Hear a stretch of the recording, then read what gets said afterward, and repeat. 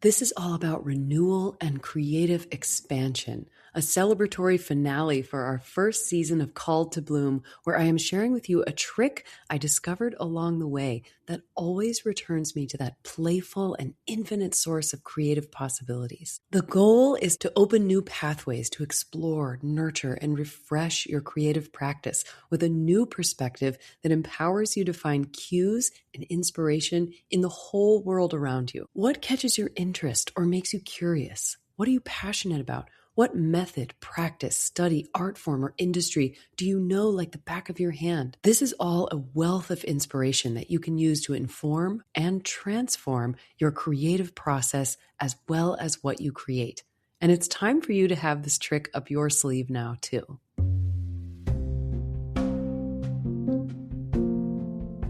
Welcome to the Called to Bloom podcast. I'm Jen Cavender, founder of Nectar and Bloom, and your host as we explore tools and holistic methods that empower you to craft an inspired career and a fulfilling creative life. I am a floral artist and educator who left an academic career to build my dream floral design studio. Now I empower flower lovers, florists, and creative entrepreneurs like you to find your aligned path and to build your dream. Together, we go deep into topics covering creative entrepreneurship, health and well-being, sustainability, personal transformation, the art and business of working with flowers, and practices for manifesting a life you love. If you are ready to feel inspired and empowered as you build your next aligned creative chapter, you are in the right place. Now, let's bloom.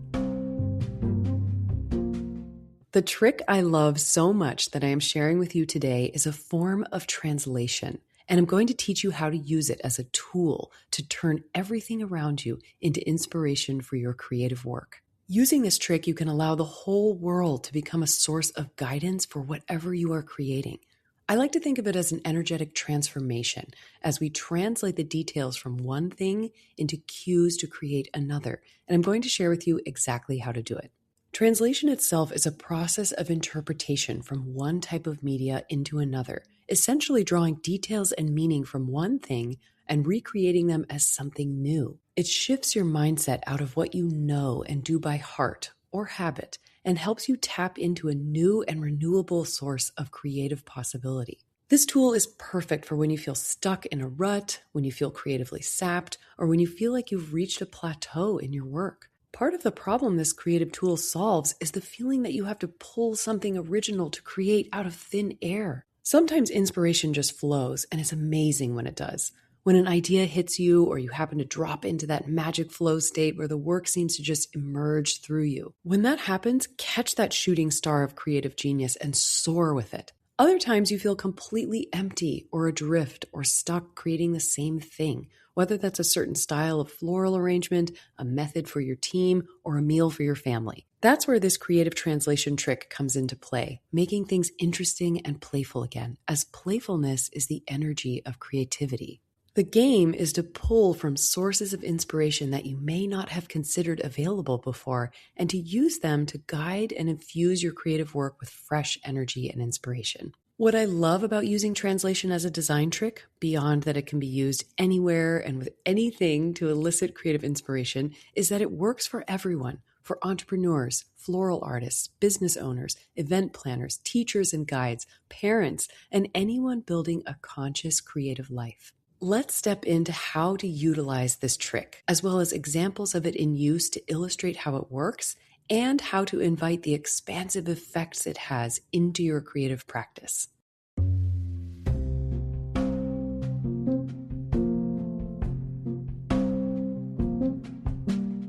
Today's episode is brought to you by the Poetry of Flowers. As a poet with a master's in creative writing and as a former professor of English, when I found myself in a huge pivot and newly called to work with flowers, I also found myself channeling what I knew well from the forms and structures, the musicality and moves of poetry into how I taught myself to craft arrangements in flowers. Poetry is the craft of composing art with the sounds, meanings, and images of verbal language. Floral artistry is the craft of composing art with colors, shapes, textures, and gestures of flowers. Poetry was something I knew well and could draw from easily as a pattern or a source of inspiration in my floral work. And in turn, it also informed how I could teach intentional and impactful floral design as an educator. Flowers, like poetry, are a language, a body of emotion and meaning that we arrange into intentional designs that invite elevated, inspiring, and emotionally moving experiences. When I decided it was time to distill the techniques and the guidance, methods, and advice that I teach in my workshops and mentorships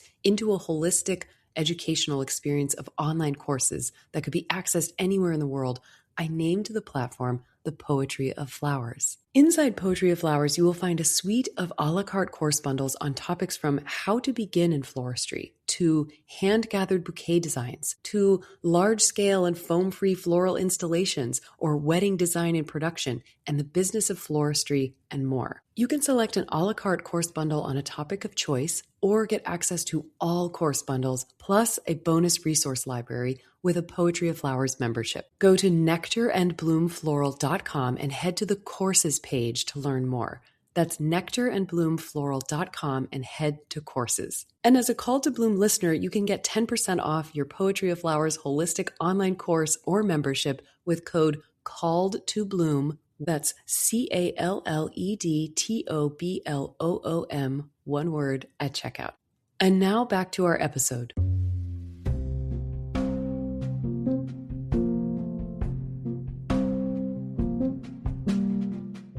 Anyone who has studied or learned another language other than their own native tongue knows firsthand how we can definitely translate meaning across languages. But the process requires an understanding of meaning, not just a substitution of word for word, in order to capture the effect. Different languages have different forms and rules, so successful translation requires a deeper understanding below the surface of the words that carry its meaning. Similarly, for our purposes today, I want to expand the notion of translation into something we can do across languages of art, creativity, and design. When we draw inspiration from something unrelated to what we are creating, we translate details of that source inspiration by reading its emotional impact, its sensory cues, and its details, and using the meaning of those cues and details to inform our design choices in another art form. I'll share with you an example here to help illustrate this tool in action. Several years ago, I made up a fun little ongoing creative project that I call Astrology in Flowers, which you might know if you follow along on Instagram or subscribe to my monthly newsletter, Collect the Nectar.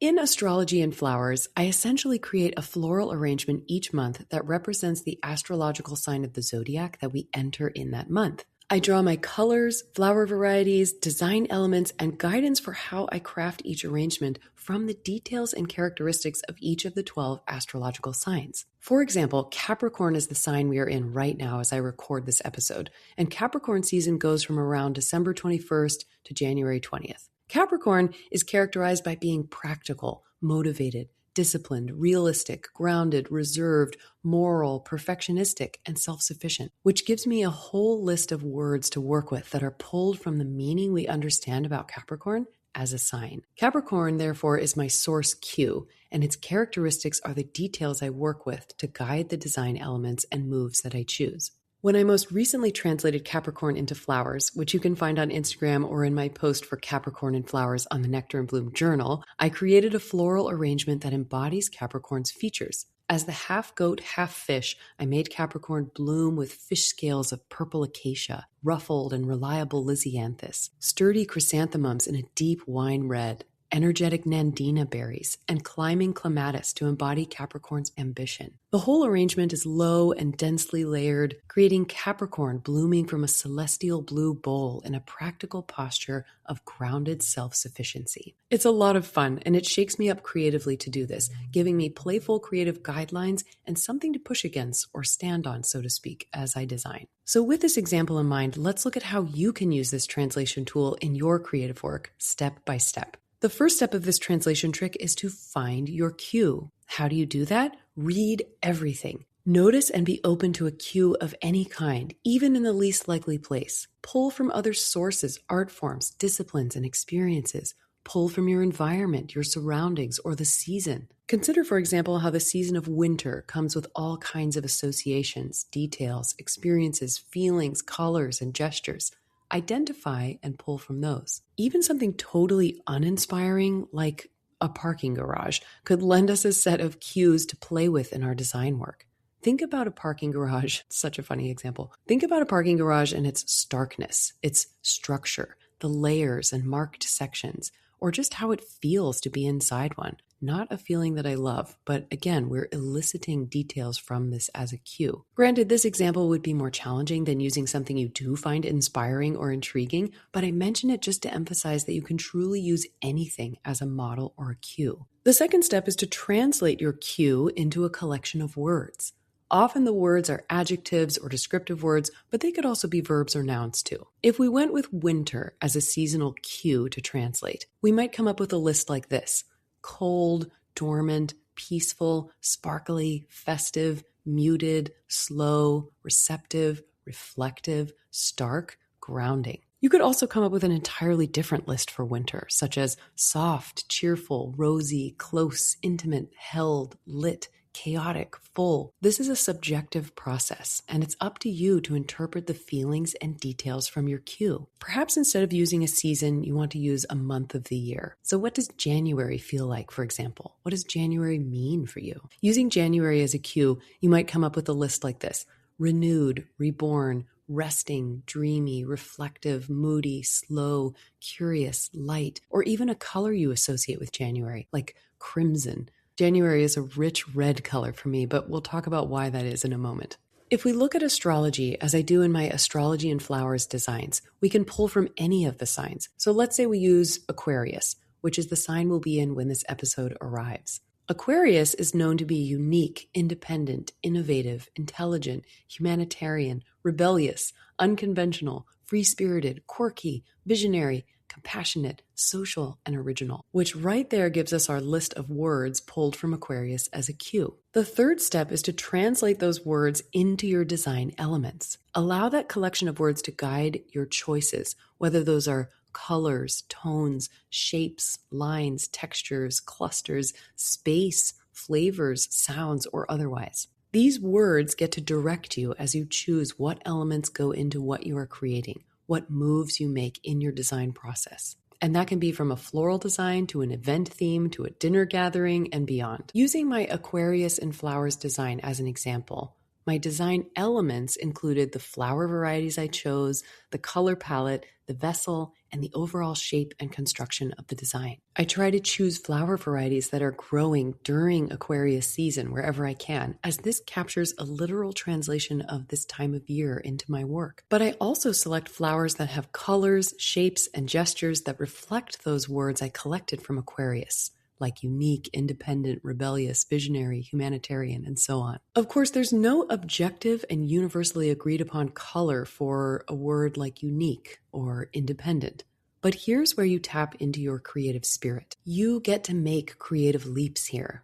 This is where we open up to creating something new. You get to feel within yourself, to sense and discover what colors, shapes, and textures evoke these feelings and details. Someone else's Aquarius and Flowers might be quite different from mine, which is part of the beauty of this tool and creative exercise. But I guarantee that by using the same collection of descriptive words for our cue, Aquarius, we will all create designs that reflect those words and that cue, and that will be recognizable as that source cue, even if very different from one another. In other words, you could have a whole room of designers create an Aquarius and Flowers design of their own based on the same cue and words, and two things would happen. One, each would look unique and different, and two, each would still capture in its own way the essence of Aquarius. I mean, should we do a floral workshop of this?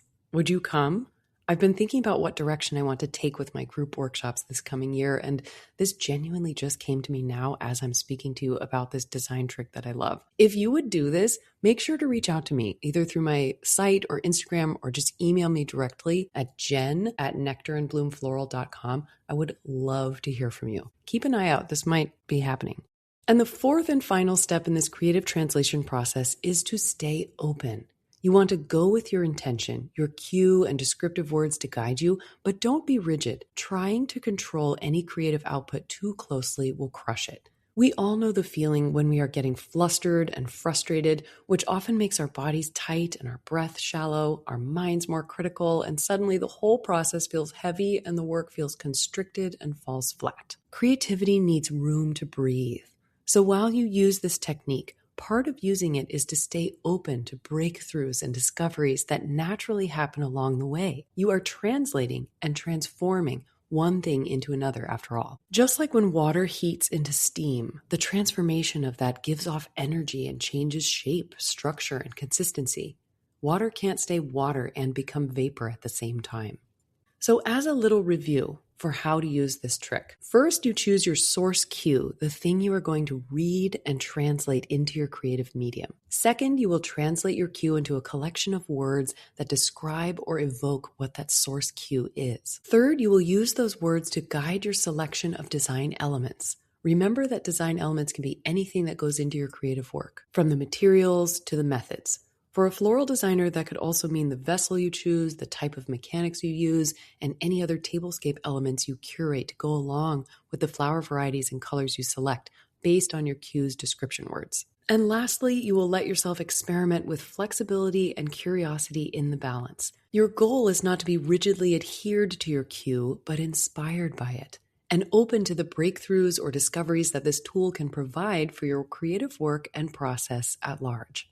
Translation as a creative expansion tool works for all kinds of creative work. Your floral designs if you're a floral artist, your photography if you are a photographer, your jewelry if you're a jewelry designer, your garden if you are a gardener, and so on. You can also use this tool to refresh and expand how you create what you create, and for rethinking systems in your work, or planning your year, or creating a marketing calendar, or clarifying your goals. It's a really versatile tool, and that's why I love it. So look into other fields, other industries, other structures, and other methods to find cues and details to translate into your own systems and practices. Here are a few examples that I like to pull from. Poetry in its emotional expressiveness, concise forms and structures, and refinement often informs how I design with flowers. In turn, I also sit with floral arrangements and interpret or translate the colors, gestures, and emotional expressions they evoke into lines of written poetry. I also like to look to Ayurveda, too, with its many holistic guidelines for balance and harmony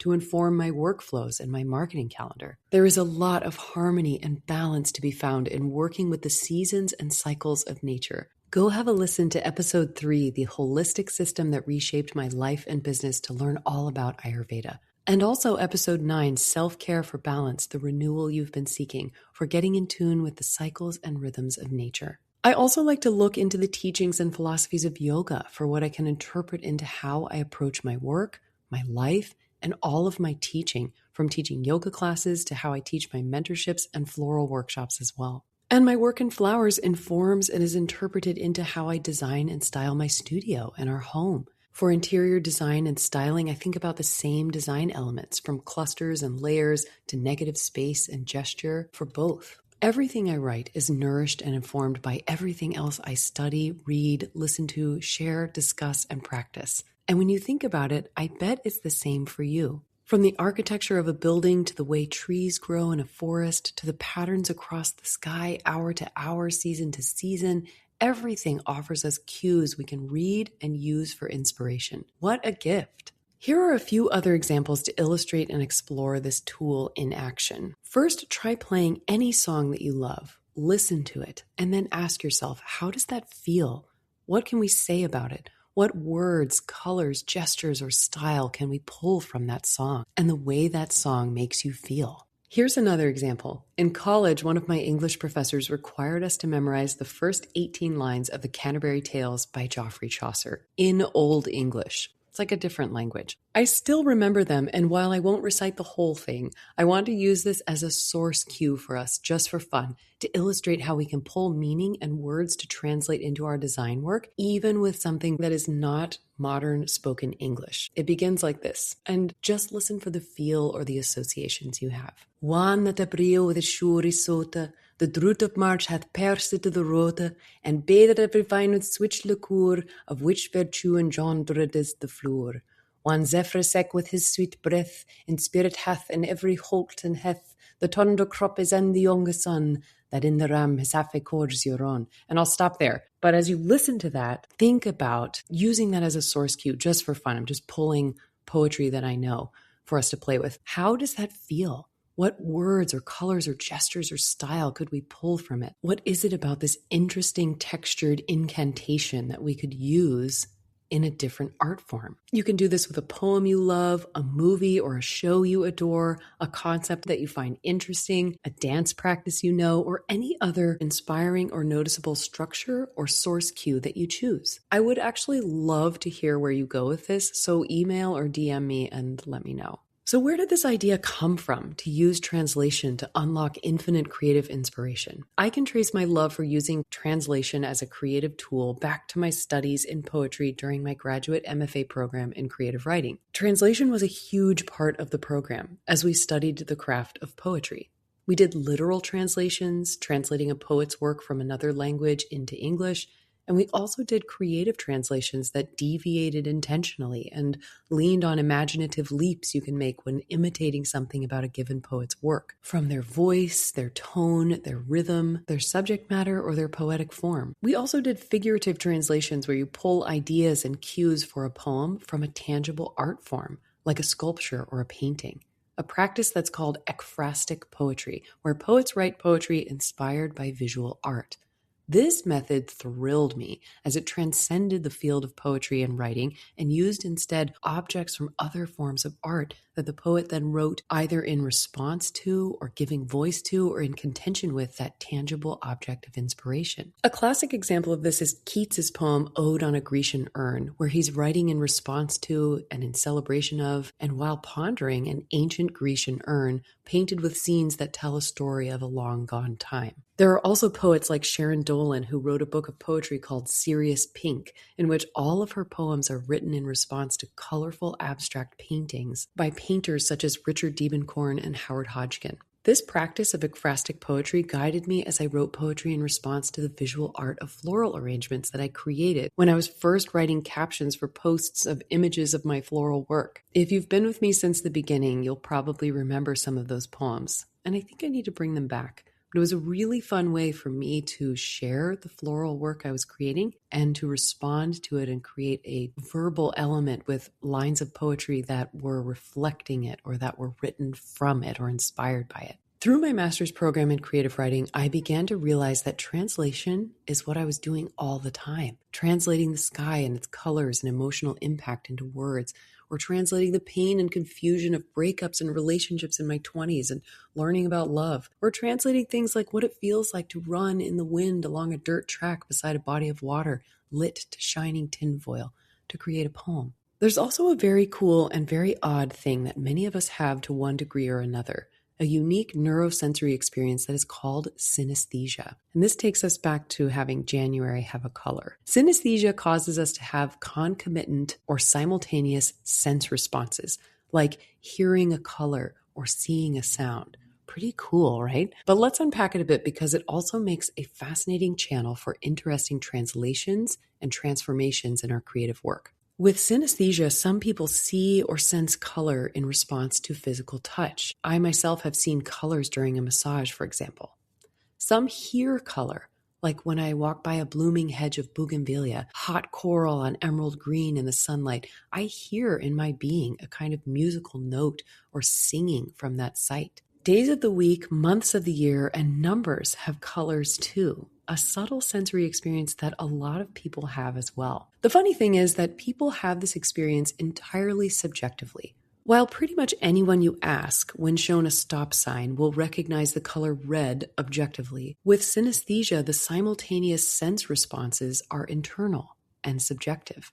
One person's Monday could be red, while mine is definitely blue. Tuesday for me is light green, Wednesday is a sunny yellow, Thursday a dark teal green, Friday a citrusy orange, Saturday is a crimson red, and Sunday is like an ivory silver color. If you have synesthesia too, you are probably leaping out of your chair or jumping up and down and saying, "No, Monday is this color or that color." It's a very amusing thing to share about and debate. And as I mentioned, it happens with numbers too. When Car and I were choosing our date for our wedding, we asked our venue about September availability, and they gave us September 17th. 917, which simply would not do for me. The number 9 is a deep royal red, while 17 is an evergreen tone, totally clashing. Besides, we were getting married in 2016, and the number 16 is lavender for me. That date, which is significant to a couple for the rest of their lives, just simply could not be the one. So we looked into October and found 10/1/16, the date that we actually did choose for our wedding day. And this was great because for me, 10 is silver, 1 is white, and 16 is lavender. I'm good with that. That feels nice. Whether or not you have this interesting and for sure a little odd sensory experience, or whether or not you've noticed it yet, it's useful for us in this playful quest for creative inspiration from the cues and details of the world around us. Ask yourself, if Monday had a color, what would it be? If today's date had a color, what would it be? If this color were a feeling, which would it be? If I am to evoke a certain emotion with my design, which colors should I select to do that?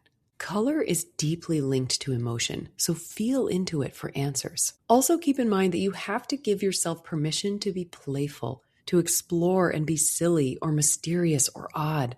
You can't hold rigidly to your adult sense of self or concern for making sense in this creative exercise. I know, objectively, Monday does not have a color assigned to it, but give yourself full and unconditional permission to step into your infinitely creative inner child self, or your inner Puck or fairy or trickster of choice, that curious creative inner being.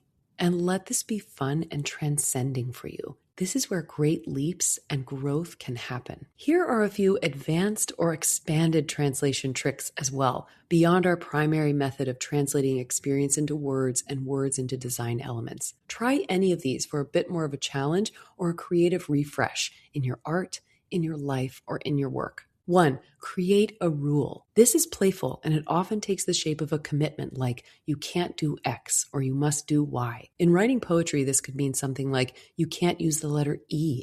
Imagine how you would have to write if you committed to trying out that rule. That would definitely shake up how you use language.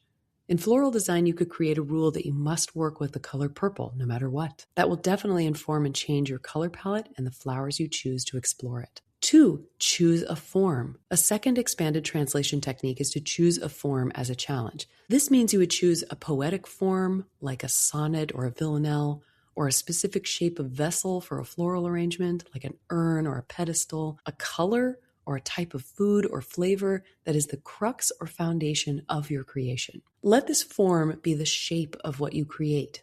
For example, choosing a form could be you're creating a centerpiece, but it has to be built inside of a woven basket. Or you're creating a dinner or dessert dish, but it has to be or be inspired by a breakfast food. The third expanded trick I have for you today is to make an omission or a restriction. This could be something like you can only use one type of flower, or you can only use one color, or you can't use your favorite color, flower variety, or a particular tool. Number 4, do the opposite. A fourth expanded translation trick is to try doing the opposite. In this exercise, you find a source example or cue, maybe even an image of a design you love, and now you have to create its opposite. This is a challenge to read and interpret the details of your source cue, and instead of imitating or using them directly, you choose the opposite details. Again, this is going to be subjective, but it's a playful way to get out of your head and jump into creative leaps. Lastly, for today, another of my favorite expanded creative translation techniques is to create an imitation of work you admire. When I was in graduate school for my MFA program in creative writing, one of my professors, the amazing poet Ilya Kaminsky, had us create imitations as a creative exercise to strengthen and expand our language and meaning-making skills as poets. Here's how. First, we had to read an exorbitant amount of poetry, the classics, the modern poets, contemporary poetry, and everything in between. While reading, we also had to collect and write down lines that we liked from what we read in a typed or written log. That was our source material. Then we had to create imitations of those lines, which meant writing our own lines of poetry that were in some way inspired by or informed by some aspect of the original line. Maybe the structure, maybe the tone, maybe the emotions, or any other chosen detail of the lines we had collected. The beauty was that, just as with every version of this tool I'm sharing with you today, the results weren't necessarily a finished product.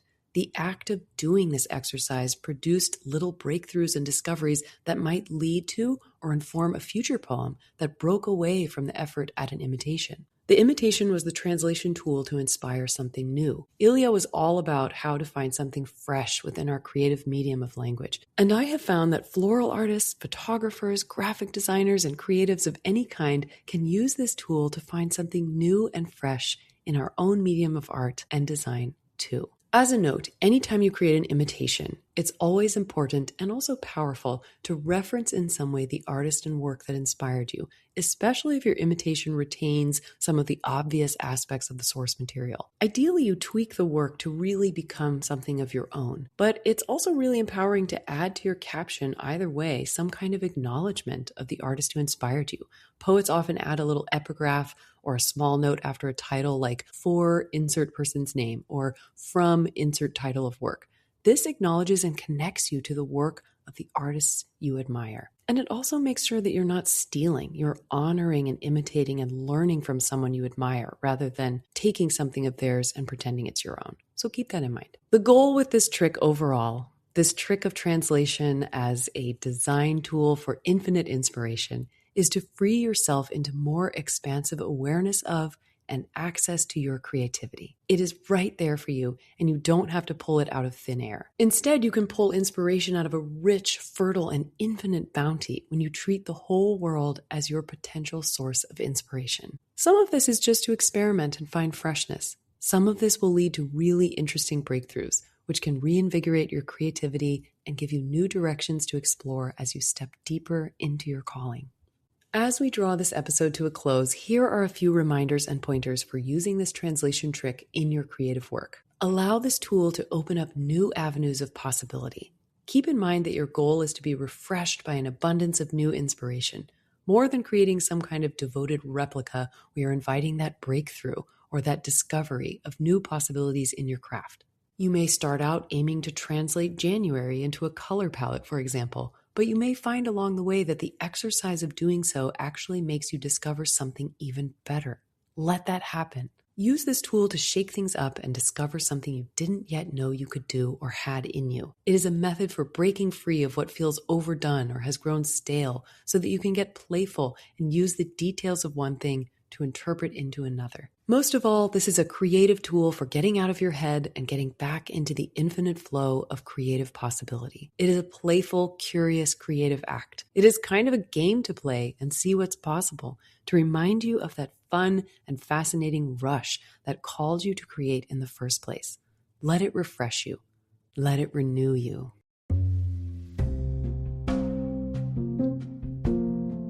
Beautifully done. You just completed another episode of Called to Bloom, another step forward on your creative journey.